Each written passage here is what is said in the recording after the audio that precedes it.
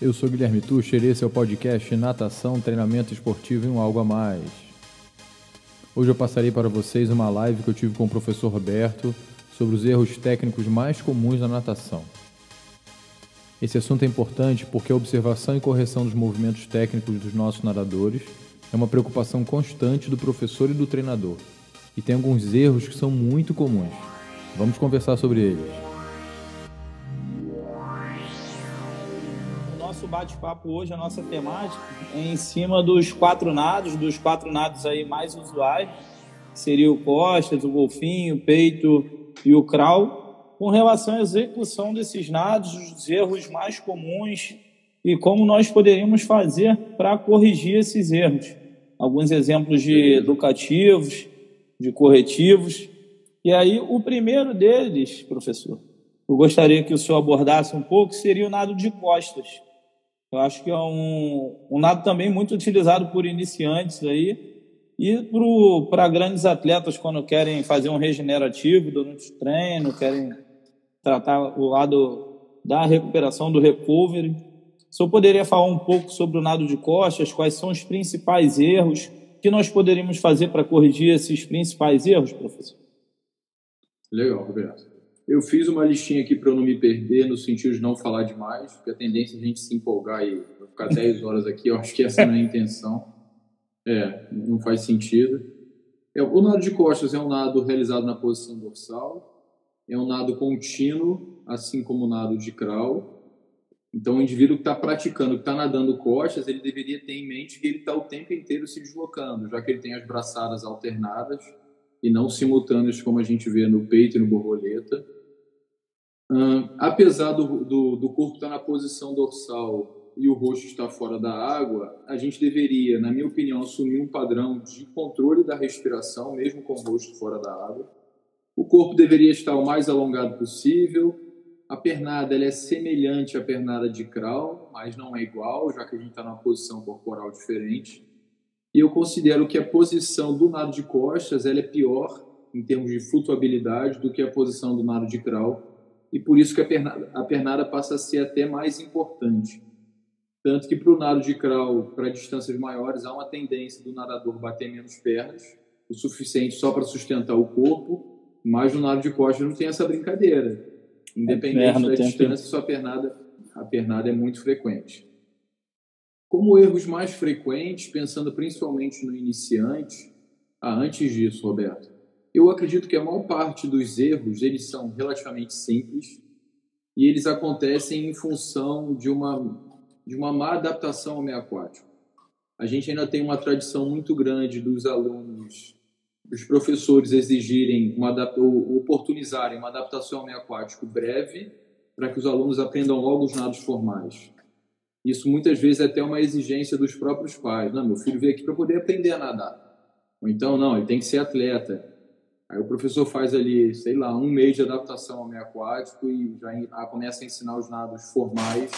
Em função disso, ele não tem experiência na água e ele acaba transferindo algumas experiências que ele tem de fora da água para dentro da água. E alguns erros acontecem. Por exemplo, o primeiro erro que eu anotei aqui para o nado de costas, que é muito básico, é a gente estar com a cabeça alta, tá com o pescoço flexionado. A cabeça fica alta, a consequência disso, a tendência disso é que o quadril afunde, os membros inferiores afundem, você vai ficar com a posição corporal dentro da água horrível e a tendência é que isso te canse mais. Posição ruim na água só vai fazer os indivíduos se cansarem mais. Com a mesma força, você vai ter menos deslocamento, você está se cansando mais. Por que muitas vezes o atleta fica com a posição da cabeça alta, Roberto? Porque ele não tem a experiência de estar com o rosto dentro da água. Ele não tem a experiência de estar na posição dorsal dentro da água, de se sentir confortável com a água entrando na orelha, né, no ouvido. Isso causa um certo incômodo, causa uma insegurança, porque no deslocamento dele ele não sabe para onde está indo.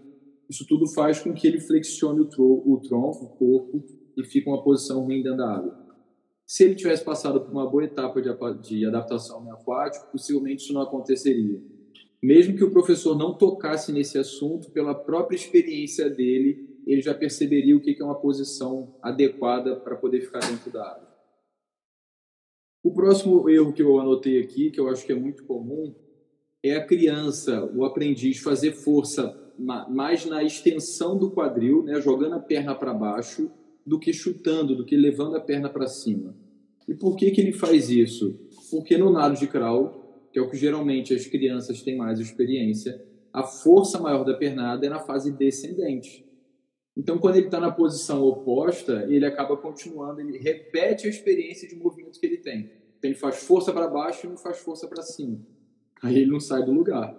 Na posição do nado poste, né, na posição dorsal, ele deveria fazer o movimento oposto. Ele tem que chutar como se fosse para cima e para trás, com a intenção de ir para frente. O outro erro muito comum é aquele de ficar pedalando, né, fazendo flexão excessiva do joelho. Ele tem a ideia, eu acredito que isso é por causa da experiência fora da água. Fora da água, a gente apoia o pé no chão e empurra para trás para o corpo e para frente.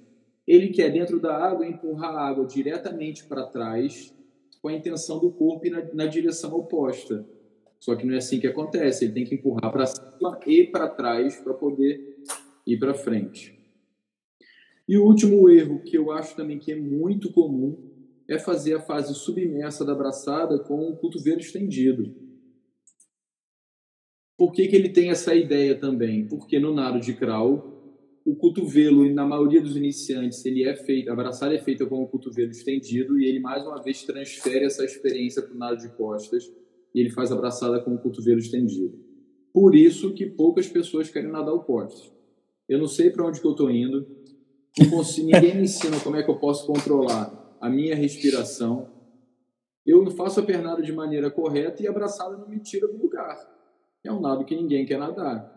E a gente vai ver até nas competições, geralmente é uma prova, seja 50, 100 ou 200, que tem menos nadadores. E o nadador que se dedicar um pouquinho possivelmente vai se dar bem por causa dessas orientações que muitas vezes a gente não recebe. Pensando em todos esses pontos que você falou, professor, quando a gente pensa na questão da respiração, ainda tem a complexidade que muitos, quando estão aprendendo a nadar o costas, não aprendem corretamente a tirar a mão.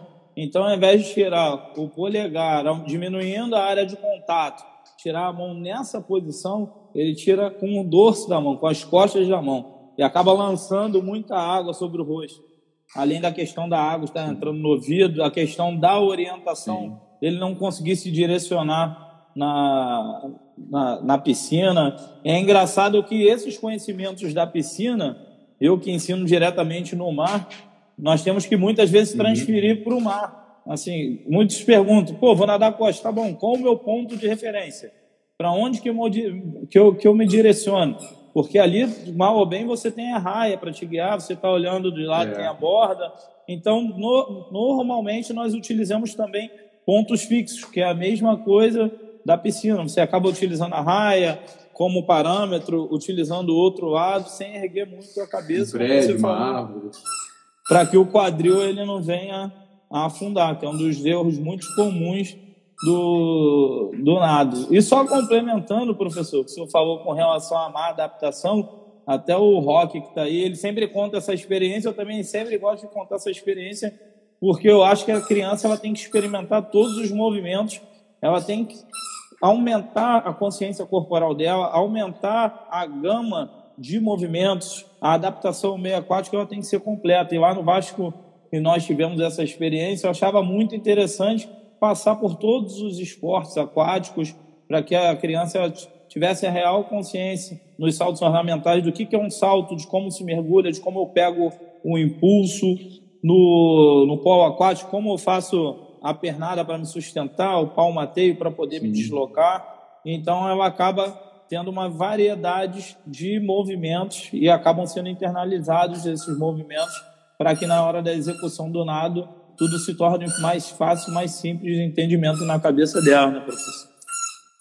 E esse que é o bacana da adaptação meio aquática. Enquanto nos nados formais e nos esportes, de uma maneira geral, a gente tem meio que um padrão rígido de movimento, porque é o movimento mais eficiente, na adaptação meio aquática você pode fazer o que você quiser.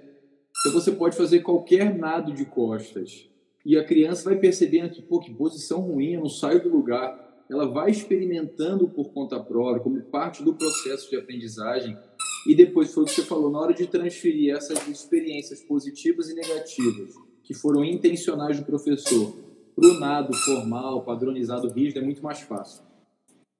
Um método que eu utilizo muitas vezes é o ensino reverso, o ensino ao contrário. Eu ensino o que é errado e aí eu ensino depois o certo. Coloca a posição do braço assim. Ele colocou a posição errada. Ele está vendo que não está se deslocando muito. Quando eu coloco para ele nadar com a posição correta do braço, ele, já me desloquei. Então ele entende o que é ruim e o que é bom, fazendo o sentido contrário no aprendizado, né? E aí, quais seriam as possíveis correções que o senhor observaria com relação a essas questões? Para nós não deixemos que o quadril ele afunde muito, com relação à respiração, à execução do movimento, à direção no nado.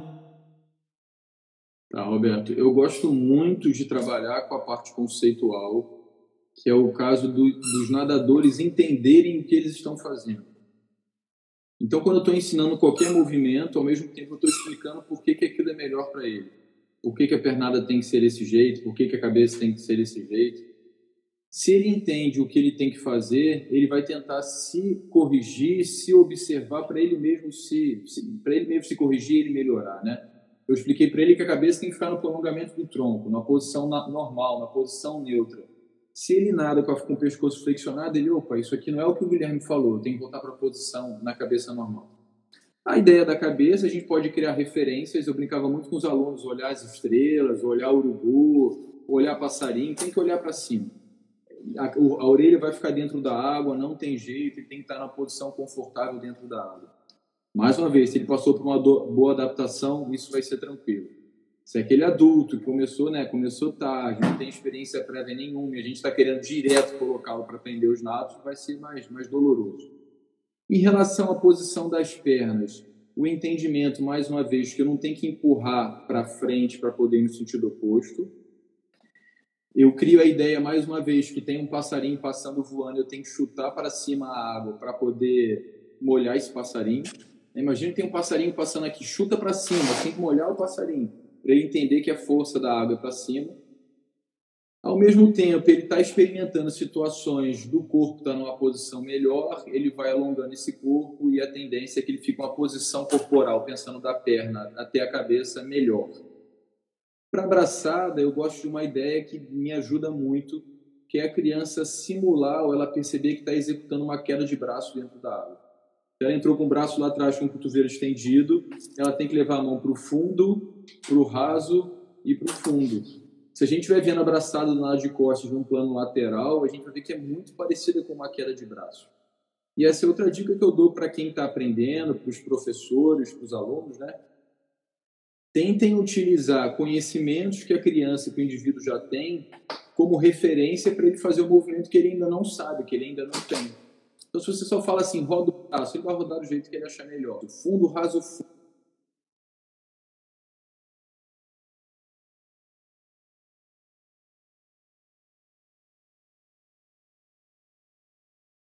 Fala, Léo. Voltou, estava travado aqui para mim, estava travada a imagem. O final foi fundo, raso, fundo. O seu também ficou. Ficou também travado. Criar uma referência para os movimentos. Isso mesmo. Com relação a essa variedade de exercícios, vem me passando um filme de toda a execução, assim, e os exercícios que eu já fiz ao longo da vida, e alguns eu achei bem interessantes, principalmente quando nós estamos ensinando crianças. Quando você pensa no ensinamento do aprendizado para o público infantil, eles gostam muito de desafios, de brincadeiras, de ensinar de uma forma lúdica. Acho que está travado novamente. Você me ouve bem, professor?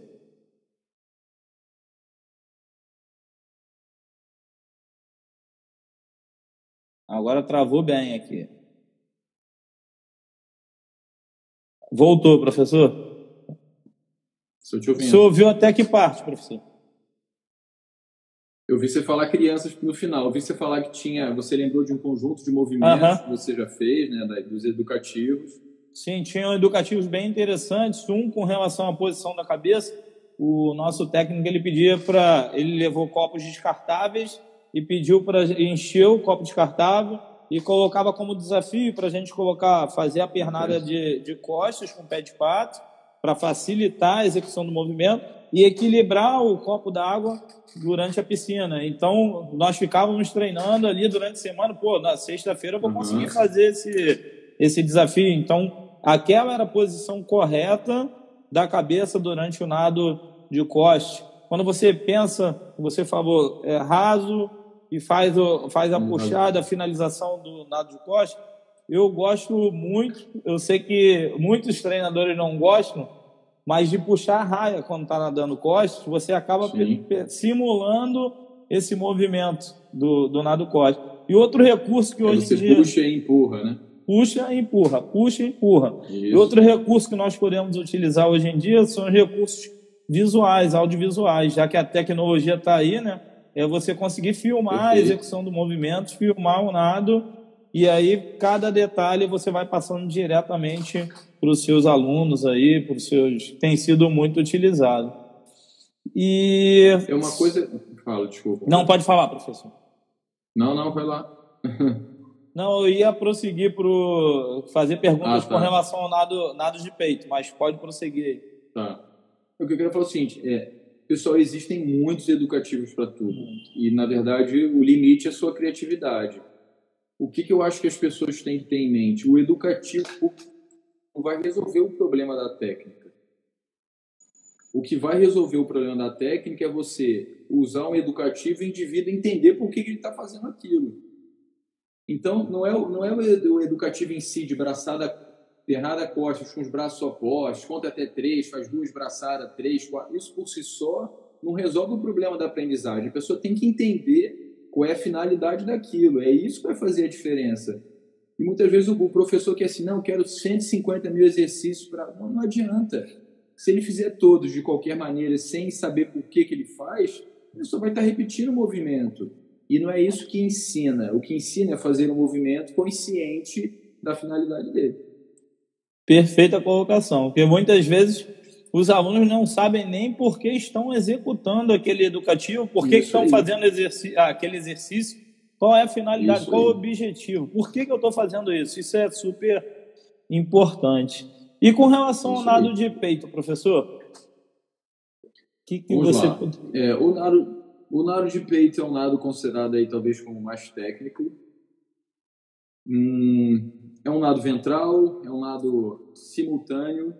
Então ele tem a natural tendência em ser mais lento do que o costas, que a gente falou anteriormente. Em termos assim de analogia, eu poderia pensar que em alguns momentos do nado de peito, antes alguns momentos do nado golfinho, somente na braçada, a ideia de ondulação do corpo, são situações interessantes para os aprendizes entenderem. É um nado que você consegue respirar em todas as braçadas, porque a respiração ela é parte integrante do nado, diferente do crawl, por exemplo, do borboleta, que o indivíduo pode respirar quando ele achar melhor. No nado de peito se respira em todas as braçadas, porque o movimento da braçada faz com que ele tire o rosto da água. A pernada talvez seja a pernada realmente mais difícil de todas, porque ela é totalmente diferente do que a gente está acostumado até fazer fora da água, então é a maior dificuldade. Mais uma vez, eu acredito que a criança que teve a oportunidade de brincar na piscina, brincar na praia e passar pela adaptação, a pernada de peito vai acontecer naturalmente porque é uma pernada muito propulsiva. E a criança, quando brinca de pique na piscina, quando faz atividades submersas, há uma tendência grande dela fazer a pernada de peito, mesmo que ela não saiba o que é a pernada de peito. Então aí eu já vou puxar um dos primeiros erros. O primeiro erro é a criança, o indivíduo, não colocar os 2 pés voltados para fora na hora da extensão do joelho. Então no momento lá do deslize do lado, que o joelho está estendido, os pés estão em flexão plantar, estão em extensão também, mas depois da flexão do joelho, os pés deveriam virar para fora. Aí é muito engraçado porque tem gente que fica com os 2 pés para dentro, ao invés de virar os 2 para fora. Tem gente que fica com um para fora e outro para dentro, para um lado ou para o outro. E esse é o principal erro aí da posição dos pés. Depois que ele entende que os 2 pés têm que ficar voltados para fora, o próximo desafio é ele entender que ele não chuta para trás, mas ele chuta para o lado e para trás.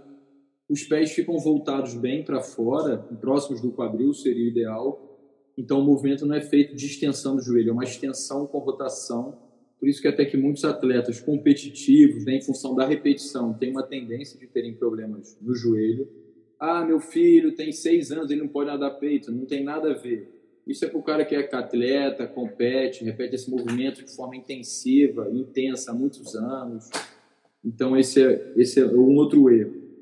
Um outro erro, principalmente para os iniciantes, na hora de fazer a pernada, Roberto, é flexionar o quadril ao invés de flexionar o joelho. Se ele flexiona o quadril, a coxa dele fica no sentido da água e ele vai aumentar a resistência frontal. Então, ele deveria tentar flexionar o quadril o mínimo possível. Então, espero que todo mundo saiba essas nomenclaturas, né? Porque pode ter gente que não seja da educação física aí. Mas a flexão do quadril deveria ser o mais sutil possível e fazer muito mais flexão de joelho. Quer falar, Roberto? Não. Tô só anotando então, aqui para depois complementar e vir com alguns questionamentos.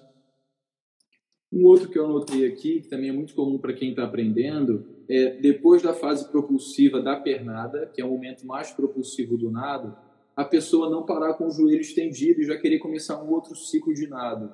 Então fica parecendo que a pessoa está cavando buraco, né? O nado de peito, como ele é descontínuo, você tem que gerar a propulsão máxima de movimentos e depois parar para que você aproveite essa propulsão que você gerou. Se você fica o tempo inteiro fazendo movimento, você está criando resistência ao seu avanço.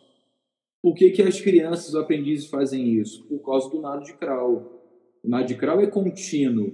Ele tem deslocamento contínuo. Então, ele vai para o nado de peito e acredita que o ritmo de deslocamento do nado é o mesmo.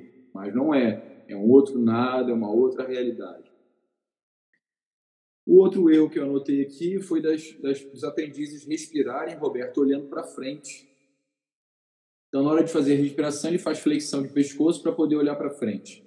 Por que eu acho que isso acontece? Porque, geralmente, a gente ensina a pernada antes de ensinar a abraçada dos nados. Isso é importante para a posição corporal. Mas, quando a gente está ensinando a pernada do nado de peito, geralmente a criança está usando uma prancha. E se ela está usando uma prancha, para poder respirar, o que ela tem que fazer? Ela está com o rosto no nível da água, ela tem que fazer flexão de pescoço para poder respirar, porque ela não tem o braço para poder tirar o corpo da água. Quando ela tira a prancha, ela vai fazer o nado completo, mas continua executando o mesmo movimento. Ela faz a braçada, ela consegue tirar o tronco da água, o rosto da água, mas mesmo assim ela olha para frente, quando o ideal seria que ela continuasse olhando mais voltada com os olhos para baixo, né, para a água, e não para frente. Roberto, são alguns erros que eu anotei aqui. O outro erro seria de tempo de nado. Esse é um erro muito comum nas crianças também. A pernada e a abraçada, elas não são feitas ao mesmo tempo. O ritmo é braço, respiração e depois a perna. Não é braço e perna, braço e perna, braço e perna, não é assim. As crianças parecem que são uma mola, né? Que ficam querendo fazer o braço e a perna ao mesmo tempo. Tem uma sequência, braço, respira, e o braço chegou na frente. Depois que eu faço a pernada. Eu acho que com relação a esse braço e perna, o que se confunde é que no final do nado, realmente os dois acabam juntos, acabam esticados. Você acaba com o corpo todo esticado. Então se confunde o início com o fim. Será que o início da braçada é junto com o início da pernada? Então não fica isso bem claro na cabeça dos nadadores. E o senhor apontou erros aí bastante bem interessantes. Um com relação à abraçada, ao braço. Eu costumo dizer que durante o nado, para você poder respirar, você tem que ter o apoio dos braços. Não adianta, não tem como subir só com o pescoço, tanto no nado de crawl, quanto no nado de peito, como no nado de golfinho. O braço ele vai servir como apoio para a sua respiração. É tudo a questão de física, é ação e reação. O braço vai fazer força para baixo para que o seu corpo ele consiga ter uma propulsão na água e você consiga respirar.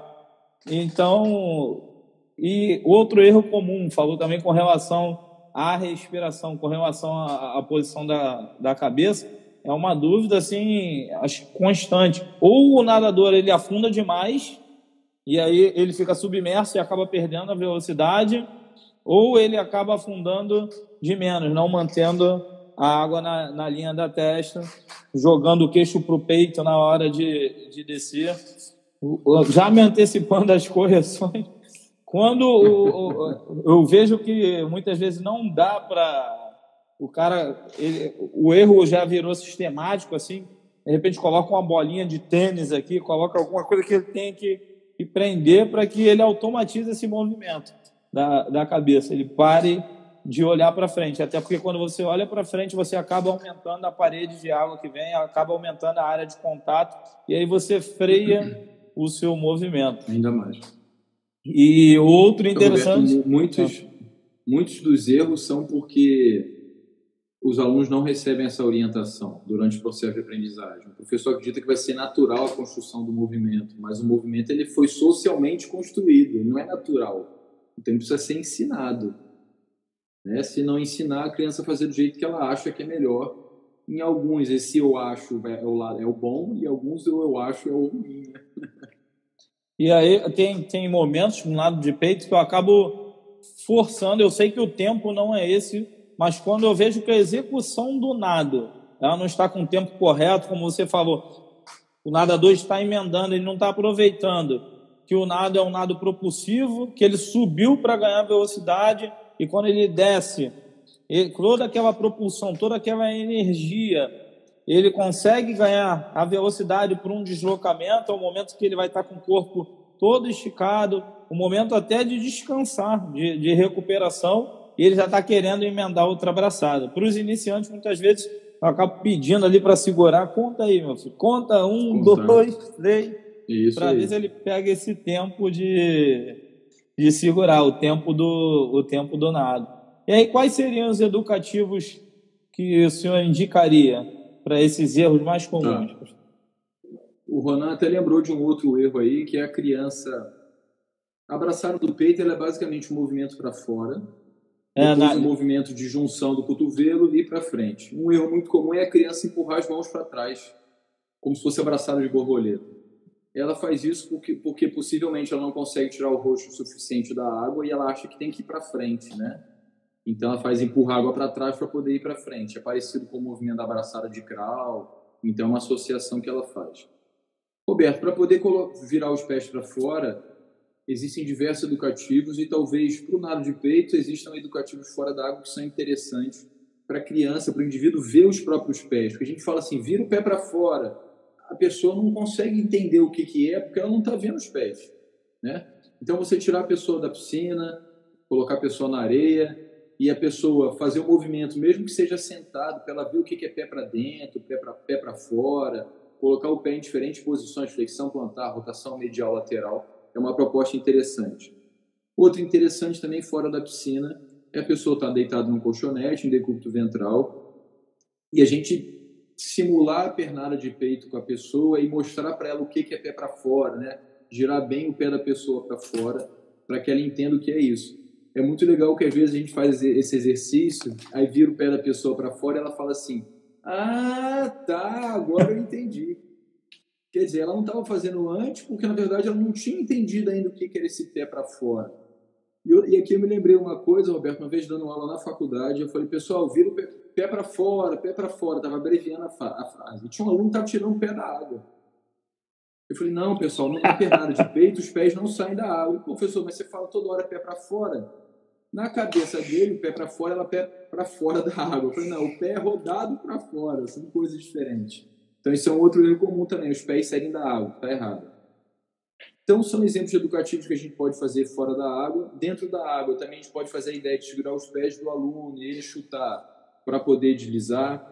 Eu gosto muito de fazer exercício submerso de pernada de peito, para que ele entenda a pernada de peito, depois eu trago ele para a superfície. Eu tenho uma tendência de não usar prancha, Roberto, porque a maioria das pranchas flutuam demais e ela deixa o nadador com uma posição ruim. Mas, por outro lado, no nado de peito, você ter a cabeça um pouco mais elevada ajuda a afundar as pernas e isso pode ser positivo para aprender a pernada de peito. Porque se a pessoa flutuar demais, o corpo dela vai ficar muito na horizontal, quando ela flexionar os joelhos, os pés saem da água. A gente não quer que isso aconteça. Então, talvez segurar uma prancha na frente, até levantar um pouquinho a cabeça para desequilibrar o corpo, pode ser positivo. Para poder ensinar abraçado, eu gosto de começar a fazer abraçado como se fosse um palmateio. Como se fosse batendo palmas. Começo com a abraçada, mãozada curtinha, vou aumentando, até fazer um movimento mais próximo da abraçada do nado de peito. Para coordenar, Gosto da ideia que você falou de fazer um ciclo de nado e parar na frente, contar até 3. Aí tem criança que 1, 2, 3 dela é assim, 1, 2, 3, 1, 2, 3, 1, 2, 3. Aí ela tem que contar até 10, não tem jeito, porque senão não vai dar o tempo de deslizar. E a orientação, eu acho que ele entendeu o que ele está fazendo, é importante o tempo inteiro. E outra coisa, ele entender essa ordem do nado. Braçada, respiração. Quando o cotovelo está estendido e o braço está quase no final do movimento, ou no final, que eu faço a perna, senão eu crio resistência ao meu deslocamento. Falou coisas bem interessantes, e aí eu pego do nado de peito, assim, eu entendo que se a criança ela tivesse tido, ou tenha tido uma vivência no polo aquático, todo esse conjunto da pernada e da abraçada vai fazer muito sentido, porque durante a execução do nado de peito, o palmateio ele é fundamental para você entender qual o movimento que você faz com a sua mão, um movimento praticamente diferente de todos os outros nados, e a pernada do polo aquático, assim, o movimento que você empurra a sua perna para o fundo, ele é bem parecido, só que é alternado, mas você pega essa consciência desse movimento e consegue transferir mais à frente. Então, eu entendo essa vivência, assim, dos esportes aquáticos, elas são muito agregadoras na formação da criança, para que mais tarde ela tenha uma execução perfeita aí dos nados, com menos erros possíveis. No polo aquático, se a gente for pensar no momento que os atletas estão próximos do gol, trocando bola, por exemplo, poder fazer um ataque, a tendência é que eles façam uma pernada de peito, mas com o joelho com o quadril mais flexionado, como se ele estivesse sentado numa cadeira, e não com o joelho no quadril na posição que a gente considera que é adequada para o peito. Mas, de qualquer maneira, como você falou, é uma posição que ele pode transferir, porque ele vai perceber a diferença entre quadril estendido e quadril flexionado. Então, essas experiências diversas dentro da água, com certeza, são importantes. E agora pulando o nado, para ver se nós conseguimos fechar dentro do tempo. Tem o tempo aí. O nado do borboleta, eu acho que é um desafio aí para muitos nadadores. Quem trabalha já na borda da piscina, já trabalha há um tempo com natação, sempre vai ouvir aquela máxima, né? Aquela frase muito comum: que isso, esse nado aí eu não consigo, é um dos nados mais difíceis para mim, eu não tenho força para tirar o meu corpo da água, como que eu faço para ter esse deslocamento, como que eu coordeno respiração, braçada, pernada, ondulação. Então, são muitos fatores ao mesmo tempo. E aí, como você vê esse nado, assim? Como ele está claro na sua cabeça, professor? Tá, Roberto. Eu acho que o borboleta ele acaba sendo um nado mais difícil de ser aprendido e não talvez de ser ensinado, porque tradicionalmente a gente tem a ordem do ensino dos nados seria crawl, costas, peito e borboleta. É o último nado a ser ensinado. Se você fez natação, mas nunca teve finalidades competitivas, possivelmente antes de você chegar no borboleta ou antes de você ter tempo suficiente para aprender, você já parou de nadar. O cara que isso é verdade. Mais um pouco foi para natação, não é? E foi para natação competitiva, que ele talvez aperfeiçoe um pouquinho ali mais o borboleta, tá certo? E olhe lá, porque pode ser que ele já tenha se especializado em algum outro nado que não seja o borboleta e nem vai mais perder tempo com o nado borboleta. O que o borboleta é? O nado borboleta ele é feito na posição ventral também, assim como o crawl, só que ele tem uma respiração mais frontal e não tem a respiração lateral, apesar de alguns nadadores executarem a respiração lateral. Então a regra permite essas duas variações. A intenção de fazer a respiração frontal é que você tenha mais equilíbrio entre o lado direito e esquerdo do corpo. Talvez respirando lateralmente você possa desequilibrar o corpo, né? Você quebra essa linha média. É um nado de considerar difícil, porque como você falou, a gente na recuperação do braço tira os dois braços da água ao mesmo tempo. É um nado também de muito time, né, de ritmo. Se a pessoa não entende o ritmo da fase submersa, da fase aérea, a pessoa ela quebra o nado no meio, então a tendência é a gente ver o quadril da pessoa fazendo muita flexão, né, no meio do nado. A pessoa quebra o nado porque o tempo de recuperação da braçada ele é muito grande. Apesar de ser uma respiração frontal, é diferente do nado de peito, porque no nado de peito o queixo ele fica muito mais alto em relação ao nível da água. E no borboleta a ideia é, quanto mais próximo ficar da água, melhor para mim. Então, um erro comum das crianças é que elas querem tirar, na hora de respirar, elas querem jogar o queixo para cima. Se eu levantei demais a minha cabeça e o meu tronco, o corpo fica na diagonal, resistência frontal, a tendência é afundar. Eu deveria ter a intenção de fazer a abraçada e a respiração jogando o meu corpo para frente. Um erro muito comum que eu vejo, Roberto, são as crianças executarem só um ciclo de pernada por nado. Na verdade, são dois, né? Quando o braço está entrando na água e quando o braço está saindo da água, a criança deveria fazer uma pernada, o indivíduo deveria fazer uma pernada. Então é muito comum os alunos só fazerem quando o braço entra na água ou só quando o braço sai da água. Por quê? Porque dá tempo dela pensar no movimento. O ritmo quase que constante da pernada para poder coordenar com a abraçada faz com que muitas vezes a pessoa não consiga prestar atenção em tudo e ela acaba não fazendo isso de forma adequada. Um outro erro muito comum, na hora de entrar com as mãos na água, a pessoa joga a mão direto para o fundo. Ao invés de cortar a água e jogar a mão mais direcionada para frente, ela faz a entrada na mão da água, jogando a mão direto para o fundo, e ela perde, além de criar resistência frontal, ela perde um tempo ali da abraçada que seria importante para ela. Outro erro muito comum é o erro do momento da respiração, e possivelmente isso acontece em função do erro anterior de entender o tempo do nado, quando que eu faço braçada e pernada. Então a gente vai ver aquele erro da pessoa estar respirando, o braço já está finalizando o movimento, a cabeça da pessoa está para cima, parece que vai decapitar a pessoa, né? O braço vai cortar a cabeça da pessoa fora. Isso acontece porque ela demorou a iniciar o momento da respiração, então ela não consegue respirar e voltar com o rosto para dentro da água. E o que eu acho mais difícil é o tempo. Esse tempo de entender perna, perna, perna, perna, perna, perna. Não é um ritmo constante, não é um ritmo contínuo como o crawl e o costas. É um nado meio que intermitente, mas ele tem um ritmo específico que a pessoa tem que aprender. O Ronan fez um comentário interessante, o mesmo que o seu, que as pessoas não conseguem coordenar as duas pernadas a cada ciclo de braçada. E realmente é bem difícil, assim. Eu, pelo menos, acho uma das coisas mais difíceis durante a execução do nado de borboleta. E você coordenar essas duas pernadas com um tempo de respiração, muitas vezes, para quem está aprendendo, isso tudo não fica muito claro. Eu vejo um pouco de tudo, assim, quando estou ensinando.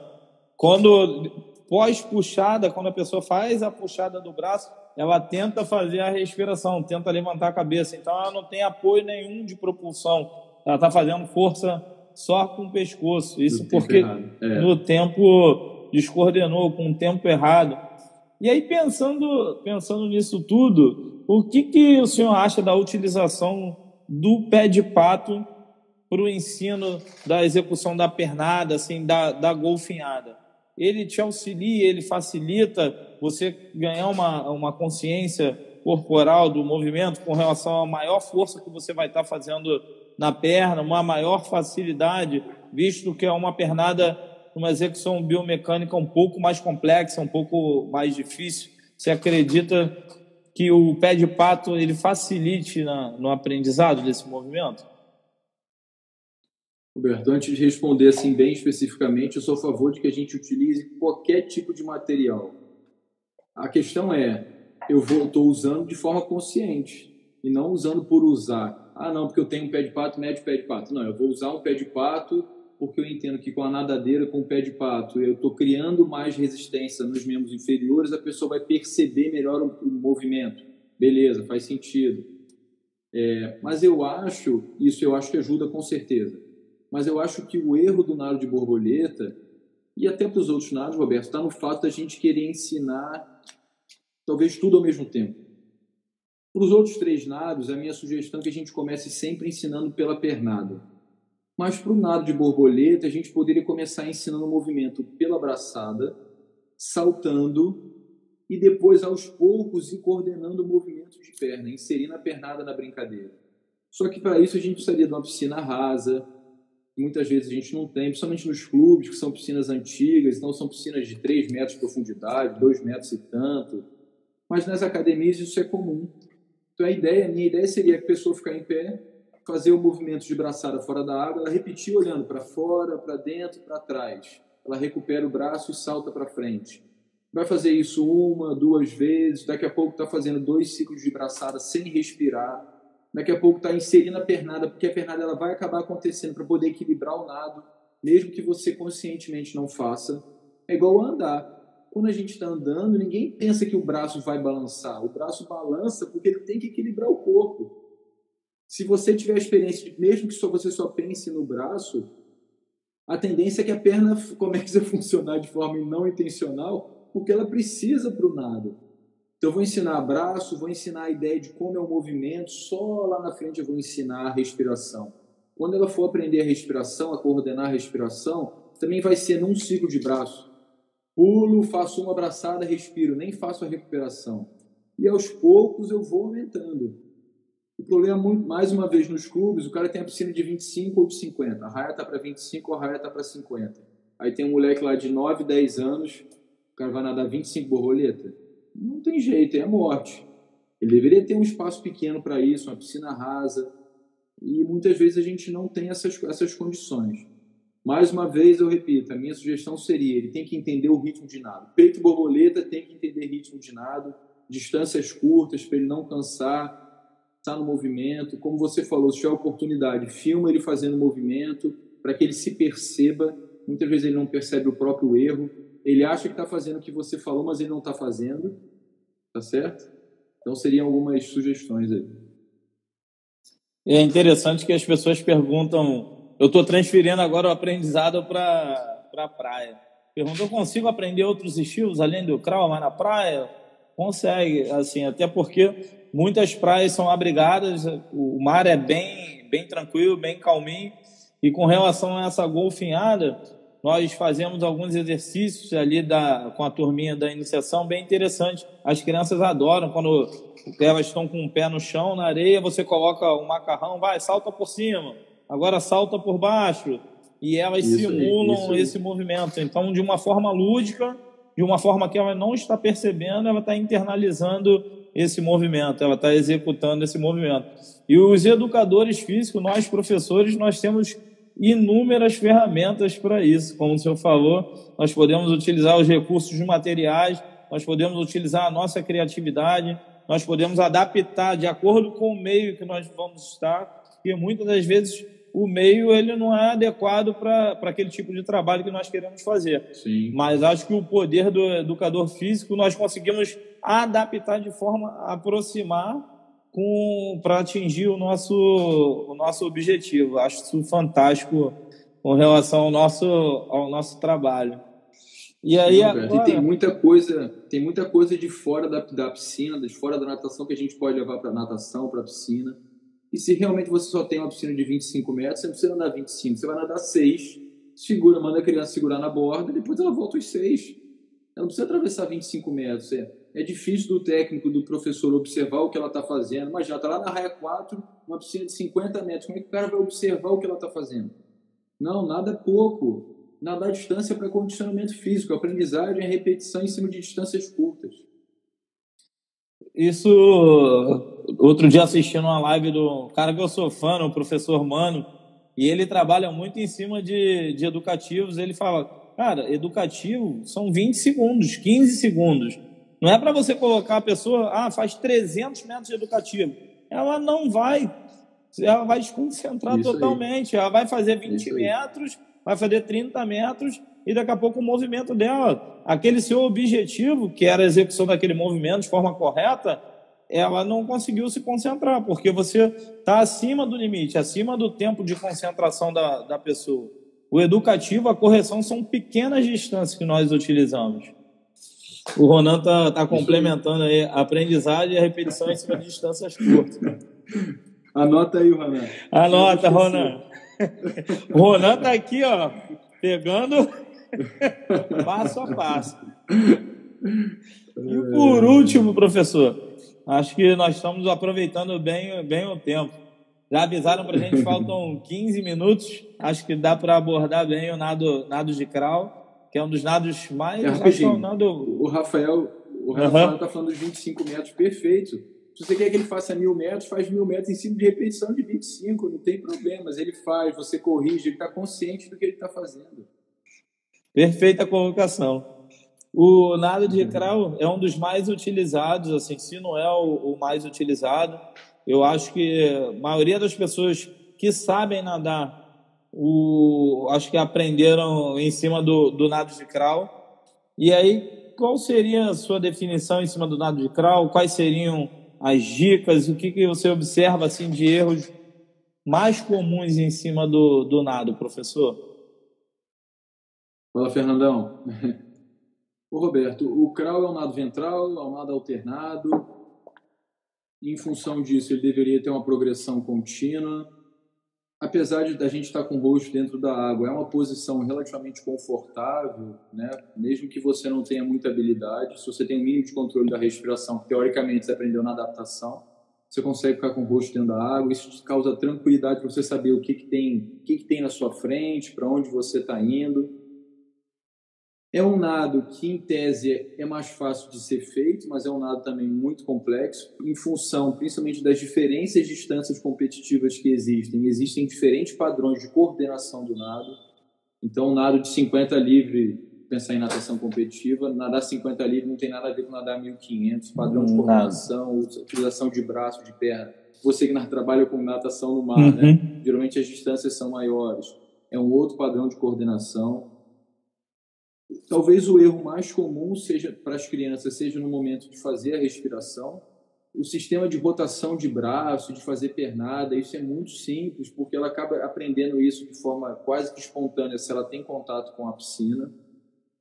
Mas a respiração não é uma coisa tão natural. Uma vez eu recebi uma aluna, quando eu trabalhava com natação, deve ter sido em 2002 ou 2003, que ela nunca tinha feito aula de natação, e ela chegou para a aula de natação, eu pedi que ela nadasse para a gente fazer aquela avaliação diagnóstica, e ela fez o nado de crawl.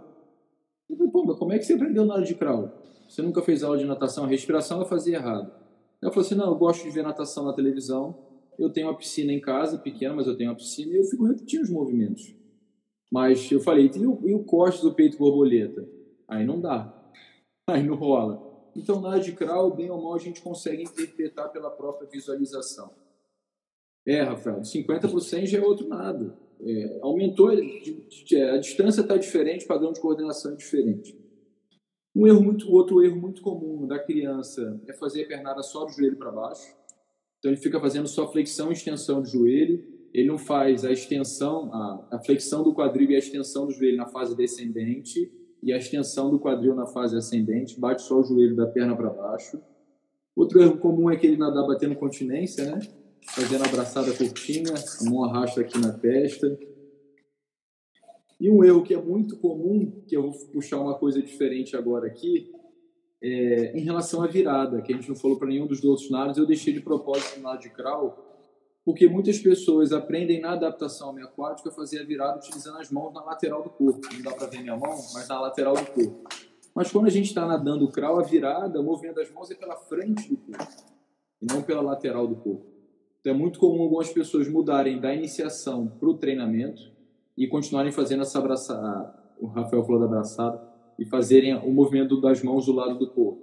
Essa ideia da abraçada em S é uma ideia antiga que hoje em dia, já há algum tempo se considera e se sabe que ela é errada.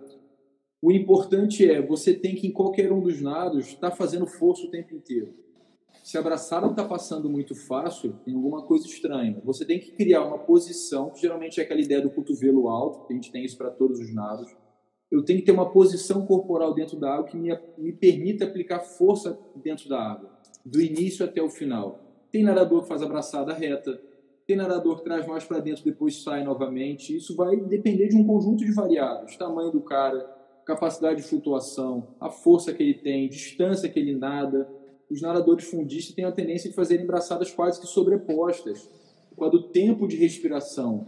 Então, mais uma vez, cada nado tem sua particularidade, cada distância sua particularidade.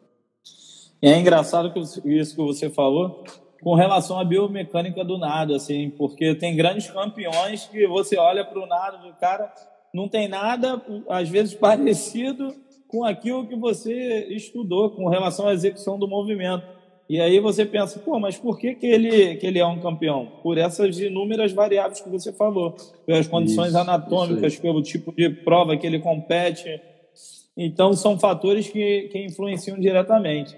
E aí, complementando com relação, quando você falou com relação à coordenação do nado e a natação no mar, ainda tem outras variáveis que são as condições ambientais, as condições marítimas. Porque muitas vezes o mar está muito mais ondulado, então se você alongar demais a braçada na hora de respirar, a água vai bater e vai criar uma resistência maior no seu nado. Você não vai conseguir completar direito a braçada, então você acaba encurtando, tornando o seu ciclo de braçadas um pouco maior, mais curto, para que você se desloque de uma forma melhor. Se o mar estiver flat, você consegue alongar mais o nado, fazer um nado mais perfeito, mais correto. E aí, com alguns outros erros assim comuns também nós podemos citar, são os alunos que quando cruzam a braçada da linha medial, eles passam da linha média aqui do corpo. Então, nadar cruzando, a puxada é engraçado, né? Porque muitas puxadas, você vê que a pessoa está literalmente alisando a água, não está fazendo força.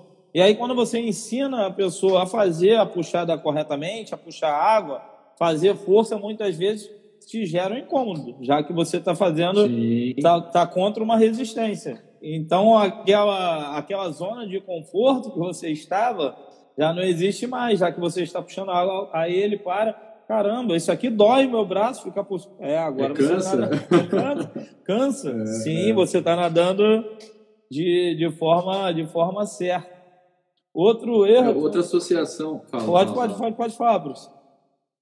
Outra associação que eu gosto de fazer é que a pessoa tem que entender que tem que ter resistência frontal quase que nenhuma, né? Ombro, cabeça, se a gente pudesse zerar seria o ideal. Mas em algumas partes do corpo a gente precisa de resistência com a água, as mãos, os pés. E é justamente por isso que a gente tem o palmar e a nadadeira, para poder aumentar o contato com a água. Então a pessoa tem que entender que do início da braçada, né, do momento que as palmas das mãos estão voltadas para trás, o cotovelo está alto, dali até o final eu tenho que produzir força, e quanto mais para o final da braçada, mais rápido deveria ser a braçada, porque se eu aumento a velocidade da braçada, eu aumento a resistência que a água gera, e com isso eu vou para frente também.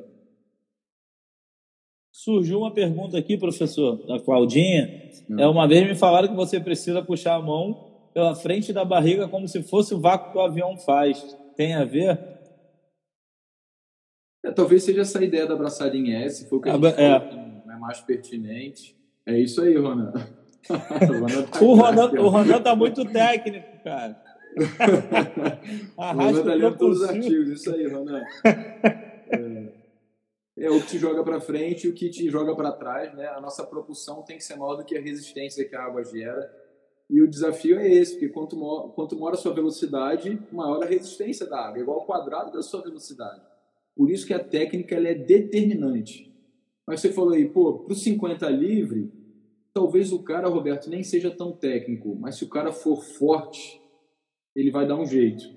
Mas à medida que a distância aumenta, isso começa a ficar cada vez mais complicado, porque ele tem que sustentar aquela produção de força por 1.500 metros, 400, aí a técnica passa a ser cada vez mais importante. Não dá para ser meia boca, não. Por isso que eu me limitei a vida inteira a ser nadador de 50 metros e de 100 livre. Eu ia muito melhor na prova de 50 metros de nado livre. Quando eu ia para a prova de 100, eu já não era tão bom, tão perfeito, assim, porque minha técnica nunca foi muito apurada. E é engraçado que eu nadava e minha irmã também nadava. A técnica de execução do nado da minha irmã é perfeita, um negócio bonito, assim, aquela plasticidade, aquela tranquilidade, assim, mas ela não tinha velocidade nenhuma do nado. Eu já tinha uma boa explosão, tinha muita força no nado, mas meu nado era horroroso, assim, era muito feio de se ver. E a gente conseguia chegar próximo assim, dos primeiros ali. E é engraçado isso na natação, né? Foi o que você falou. Essa força ela já não consegue se sustentar por muito tempo para nadar uma prova de 200, uma prova de 300 metros, porque você acaba utilizando mais a força do que a técnica. A técnica é a aplicação correta da força. Se só a força fosse suficiente, o fisiculturista era nadador, era saltador, era corredor, e não é. O cara magrelinho vai nadar mais do que a gente, porque ele tem uma técnica e as condições de sustentar a técnica. Ou seja, ele aplica a força melhor. Você pode ser muito mais forte do que ele, mas não aplica a força de forma correta, então não adianta. Espero que vocês tenham gostado desse podcast. Um grande abraço e até a próxima.